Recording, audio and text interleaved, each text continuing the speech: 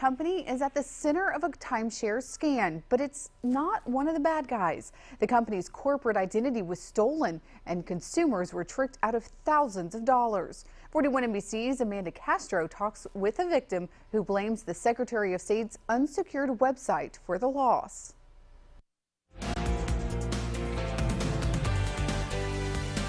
Michael Donnelly and his wife Joni own 3 timeshares in Mexico. Last November, they got a call from Classic Connection Travel Company asking if they wanted to sell. The Donnellys signed this contract with the travel company and Georgia Escrow Services in Atlanta, which acted as the escrow agent. Before we entered this contract, I checked out the Georgia Escrow Company online. I did extensive research. And everything about the business checked out.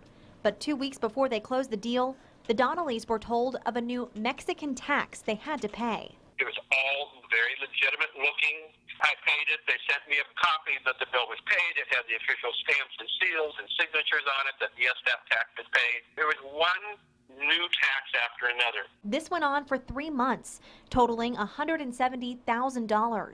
Michael realized it was a scam when he never got paid. It wiped us out, so we are financially ruined because of this. I tried calling the escrow company. Welcome to Verizon Wireless. Your call cannot be completed as dialed. And when I first started digging into this scam, the crooks had a very legitimate looking website. But now when you go online, all you see is this error message. There was nothing online during these 3 months to indicate that this was a fraud. There's lots of stuff online now confirming it's a fraud. The Donnellys did their homework. I looked up the Better Business Bureau. I looked up the Board of Corporations in Secretary of State's office. Every place I turned said that Georgia Escrow was a legitimate business. There's a real Georgia Escrow Services in Macon. John Sowers is the administrator for the Governor's Office of Consumer Protection.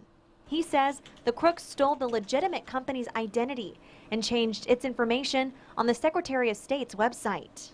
Unfortunately, official websites can sometimes be hacked, and that's what happened here. Michael blames his loss on the Secretary of State's unsecured website. That's a bizarre way to run a state bureaucracy. That anybody can go in and change corporate identity information and get away with what they're getting away with. But the Secretary of State's office says there's nothing it can do.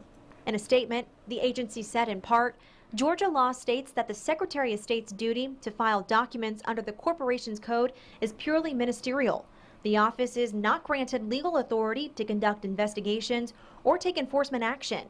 Due to the limited administrative filing functions of this office, our Corporations Division is not authorized to correct, change, or remove a filed document unless our office receives a court order directing us to do so. But Michael believes it's up to the state to protect its businesses and consumers. They need to have better security. We're going to have to sell our home and cut our expenses. So it totally ruined, changed, altered our life in a way that we had no idea about because we entered this contract with what we thought was a legitimate business. In Macon, Amanda Castro, 41 NBC News. To be clear, the real Georgia Escrow Services in Macon is a legitimate company, but it does not sell timeshares. We reached out to the owner, but he never got back to us for a comment. Unfortunately, the Donnellys probably will not see their money again.